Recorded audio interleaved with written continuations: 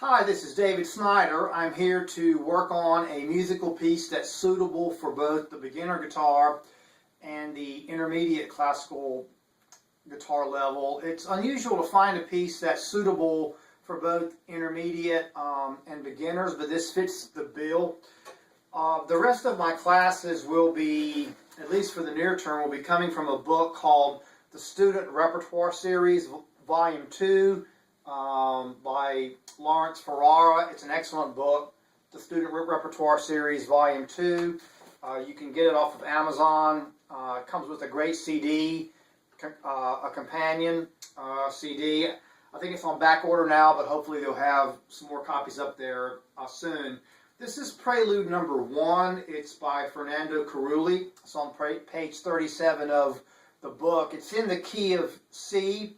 It helps us to understand a couple of important things. We learn the structure of some important chords, chord theory in the key of C, and we also are doing some good work with our right hand in terms of arpeggios.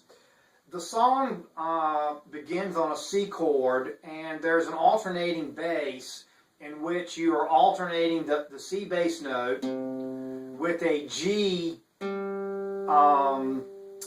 or a third string note, rather. So you have sort of a bass melody and a third string note that are alternating in each measure. So the first measure is a C chord, and it goes like this.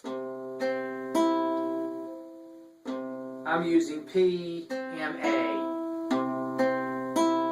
So it's C, C, E, and then G, C, E.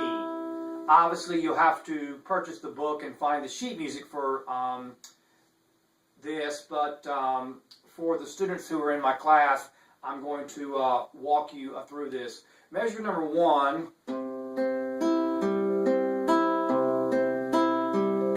Just C, C, E, G, C, E, C, C, E, G, C, E. It's kind of a sort of a classic use of the arpeggio. Then we're going to a G7. Notice the D bass, but still the roll, alternating between the bass and the third string, going up. You repeat that. Then you do the lovely C chord with a G on top. Back to G7. Back to the C chord.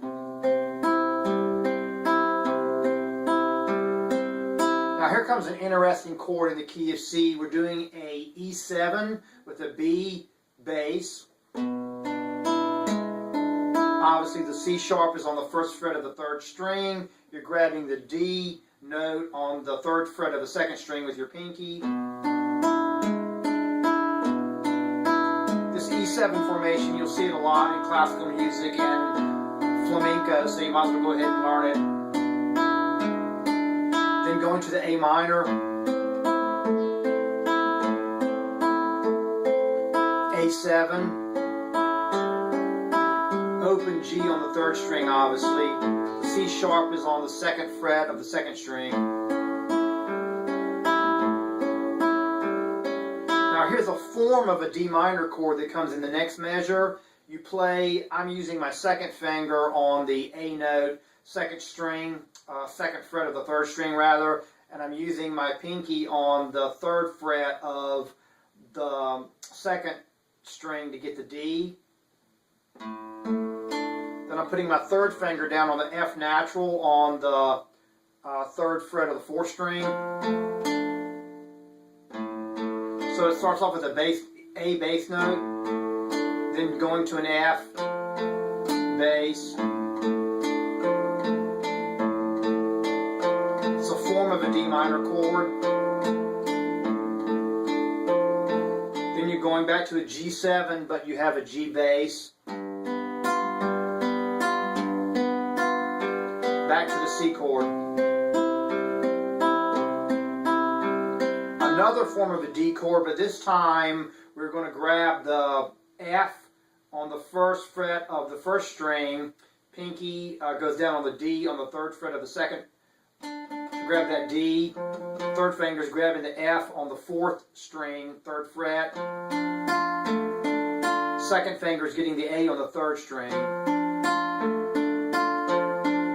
Just another form of a D minor chord. Now we're going to kind of a Bachian thing. It's a lovely C chord with the G bass. Going to a G7.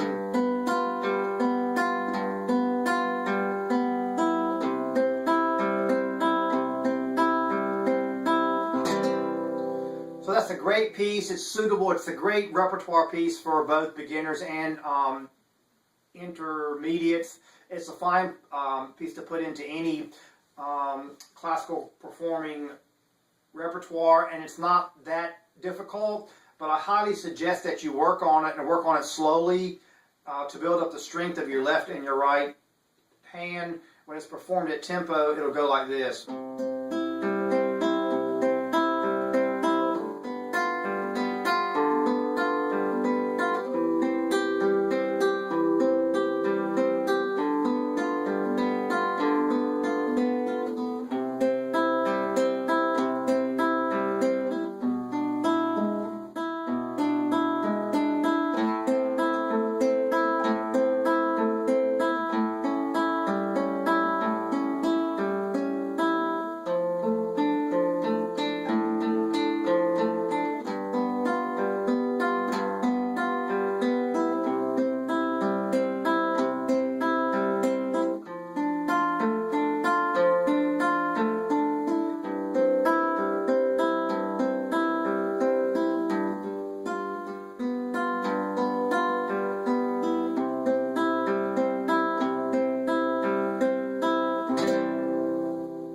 Great piece. Have fun working on it.